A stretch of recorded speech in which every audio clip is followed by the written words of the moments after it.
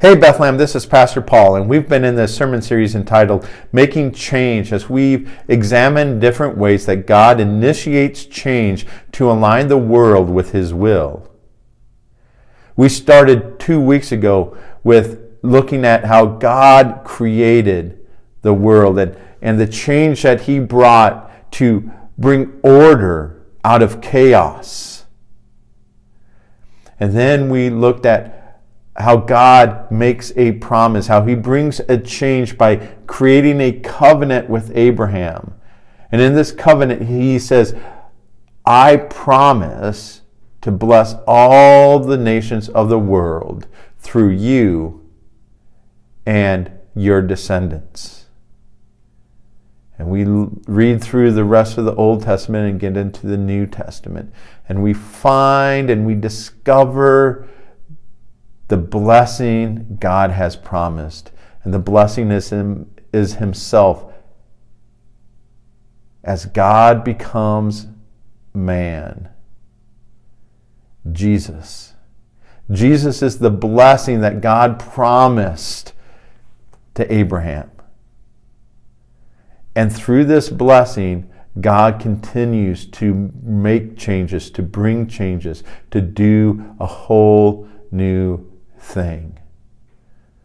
So Jesus comes and He makes a new covenant with all those who will believe in Him. Jesus dies to atone for our sins, to take care of the sins that we have, to offer us forgiveness. Jesus is resurrected.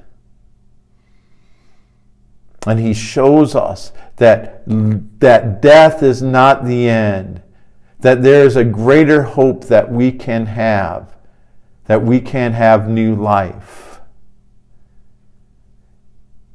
This resurrection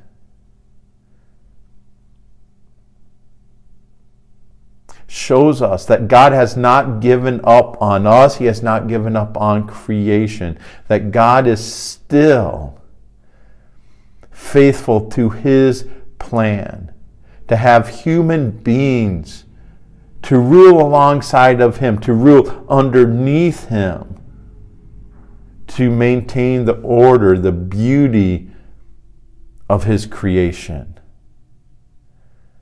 See, when God brings change into this world, God seeks to restore that which He has created. Not just to leave it for dead, not just to leave it for destruction, but to restore it, to breathe new life into it.